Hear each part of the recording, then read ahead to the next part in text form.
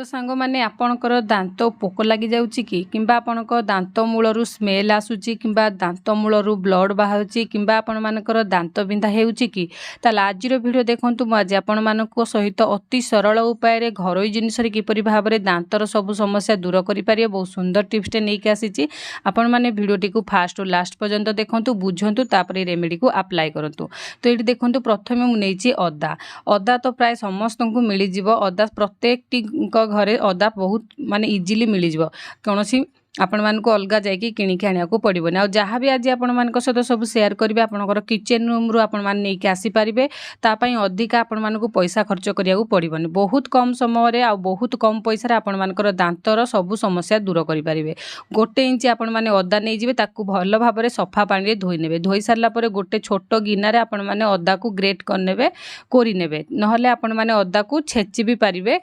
तो आपण मानकु मु कहूची वीडियो को जमा भी स्किप करंतुनी कारण छोट छोट टिप्स गुड़ाक जदि आपण माने मिस कर जिवे ताहले आपण माने हुए तो रेमेडी को भल भाव में व्यवहार करि परिबेनी किबा बनै परिबेनी। तो ये देखंतु गोटे इंच पाखापाखी अदा को मु जस्ट हल्का टिके कोरी नेली एठी देखि पारथुबे तापर आपण माने देखंतु एथिरे आ किछि जिंस ऐड करिया को हबो जेमिति कि आपण समस्त जानि छंती सोरिष तेल होउची दांत मूलरे थिबा पेन को रिलीफ करिवार बहुत सुंदर सहाय्य करे। तो सेति पई एठी दांत मूलरू आपण मानकर दरज जीव पेन जीव जदि आपणकर दांत आपणकर बिंधा होउची तो आपण माने कोन करिवे अदा करिकी सेथिरे गोटे चामच सोरिष तेल देइकी ताकू एमिति भिजेइकी 5-6 मिनिट पर्यंत छाड़ी नेबे। तो तापर आपण माने आ गोटे छोट गिना नहीं आसीबे सेइथिरे आपण मानकु एबे ऐड करिया को पड़िबो कोन होउची कि बेकिंग सोडा जदि आपण पाखरे बेकिंग सोडा अच्छी ताहले आपण माने बेस्ट करि परिबे। तो सेति पई आपण मानकु बेकिंग सोडा ही नबा को पड़िबो नहले मार्केट रो आपण माने किनिकी नहीं आसी परिबे। आ खाइबा सोडा जोटा हमें पकुड़ी हो बरा हो ताकू सॉफ्ट करिया पई पका जाए सेई सोडा को आपण माने बेकिंग सोडा नेबे।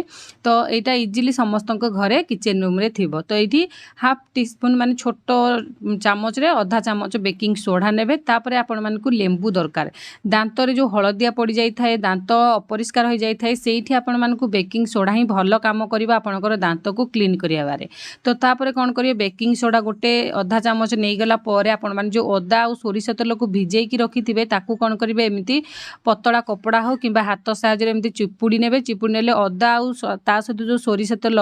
तार जो रसटा मिसिकी थिबो अदार रस सोरिष तेल सहित सेटा बाहरी जो आपण माने चाहिए पतला कपड़ा द्वारा आपण माने देकी से तेलटा को चिपुड़ी की बाहर करि परिबे। तो जेमिति गोटे चामच पाखापाखी रहिबा आपण मानकर तेल एठे बाहरी जीव। तो यहीपरि भाव में आपण मैंने इजिली बनई पारे जोटा कि कपड़ार आवश्यक पड़ोनी आपण मैंने हाथ में यही टाइप चिपुड़ी की तार जो तेल आ रस को बाहर करने तापर कौन करें खदड़ा अंश को बाहर करने तापर जो लेंबू रखिथे ताकू फाड़े खंडे काटिकी एथिरे तार रस को आड करेंगे। लेंबू आपण मानकर दांत मूलर देखंतु दुर्गंध बा दांत मूल स्मेल करिया पाटी दुर्गंध बाहर यही सब समस्या को दूरेइबो कारण लेंबू रे विटामिन सी थाए जोटा कि आम दांत मूल को फ्रेश करिवो आपणकर दांत आ पाटी भितर भल सुगंधित स्मेल बाहर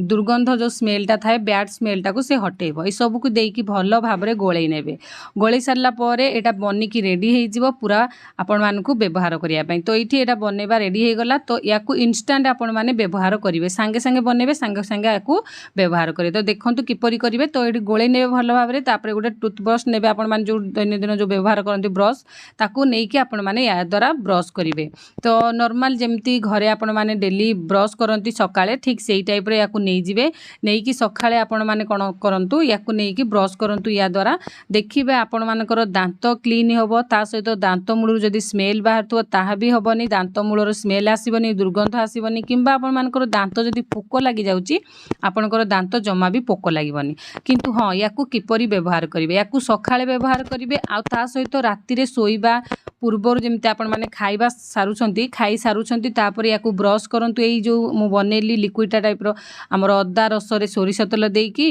अदा रे सोरिष तेल देकी रखिबे 2-4 मिनिट तापर से रसटा को चिपुड़ी नेबे तेल आ रस सह सेथिरे आपण माने सोडा ता सहित आपण माने रहिला लेंबू रस मिसेई की ए जो लिक्विडा बनेबे याकू राति रे खाइबा परे आपण माने ब्रश करिकी सोइबे तापर सकाळे आपण माने कोन करिवे उठिला मात्रे ई ब्रश करिके या द्वारा आपण माने दांत को क्लीन करिवे। एई टाइप रा आपण माने दिन को 2 थर व्यवहार करंतु देखिबे आपण माने किछि दिन जेमति 10-15 दिन भितर आपण मानकर दांत मूल जदि पेन हो तो पेन तो रिलीफ हम ता सहित आपण मानकर दांत जदि हलदिया पड़ जाइथिबो धीरे धीरे धला हबो ता सहित जदि दुर्गंध बाहरथबो दांतरू पाटी स्मेल होउथबो आपण मानकर बार बार से पाटी भी आपण मानकर स्मेल रहिबनी। तो ई टिप्सटा को आपण माने लगातार मासे 15 दिन करंतु जमा भी केबे छाड़ीबेनी दिन को 2 थर भाबरे डेली आपण माने व्यवहार करंतु देखिबे 15 दिन किबा मास भितर आपण मानकर दांत जनित जेते भी समस्या दूरेई जिवो। आशा करछि आज टिप्सटी आपण मानकु पसंद लागिथिबो। जदि आज टिप्सटी आपण मानकु पसंद लागिथाय वीडियो को लाइक करिवे अन्य मानक सहित शेयर करिया पई जमार भूलिबेनी ता सहित चैनल ले नुआ थिले चैनल को सब्सक्राइब करिवे फेसबुक पेज रे देखुथिले मो पेज को फॉलो करिवे।